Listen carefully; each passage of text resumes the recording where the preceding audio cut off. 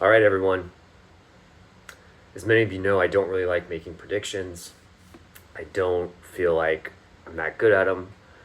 Um, I think most people aren't that good at them, even those who are paid to make predictions, because it is a very volatile world we live in. It's hard to know what's going to happen next. But I do have a prediction that I feel very confident is going to come true. And I wanted you to have a heads up on it. Almost 2 years ago, rates started going up quite a bit. And they have slowly and steadily been going up until the point where they peaked around 8% in the fall of 2023. Now, if you think about it, if you want to make a move, let's say you want to move to be closer to your job, or you need an extra bedroom for your expanding family, and you're locked into your 3% interest rate, which most people are, and you look at the price of the move up home and paying 7 or 8%, it doesn't look that good. And so we've been having tons of conversations over the past year with people who want to move, but either they can't or they just don't want to pay the higher rate. And so what's happening is every day that goes by, there's a sideline building of more and more people who want to move. And they're just waiting. They're waiting for their opportunity. Now, what I think is going to happen, and I think this is a very fair prediction. Of course, I could be wrong.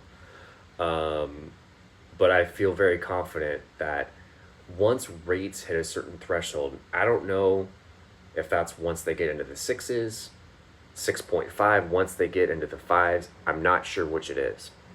But at some point, rates are going to go down to a point where the dam is going to break and everyone is going to want to transact again. And it's going to be another mini COVID frenzy. We're probably never going to see anything like what we saw in the beginning of COVID with the low interest rates. I want to say we'll never see it again, but you never know. I never thought we'd see that in the first place. But we're probably not going to see it again for a while.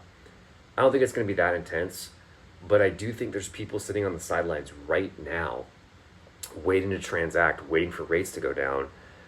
And prices are steady, going up a little bit, but what's going to happen when rates go down is prices are going to skyrocket. And there's still not going to be enough homes for people, even though more people are going to be putting their homes on the market.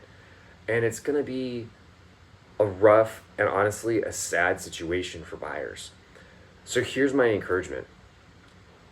If you're thinking about making a move, if you know someone, a neighbor, a friend, family member, coworker, whatever it is, who wants to transact, but is afraid to because of that 7% interest rate, I totally get it. I totally get it. But at some point, rates are going to have to go down. Keep this in mind. The federal government has to pay the rates that the Federal Reserve makes. So they've gotten rates up to deal with inflation. And because of that, they have to pay a higher rate for people to buy their debt. Why would they want to pay a higher rate forever? They're not going to want to. At some point, and I think it could happen soon. It could happen in the next 6 months, maybe the next year, maybe sooner. I don't know. But rates are going to go down, and it's going to be bananas again. And there's going to be buyers who waited, and they're not going to get the price they want. They'll get the rate they want, but not the price they want.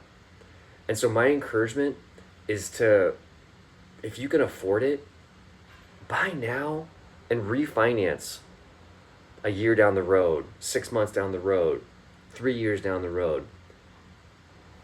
You're going to save a ton of money on the purchase price.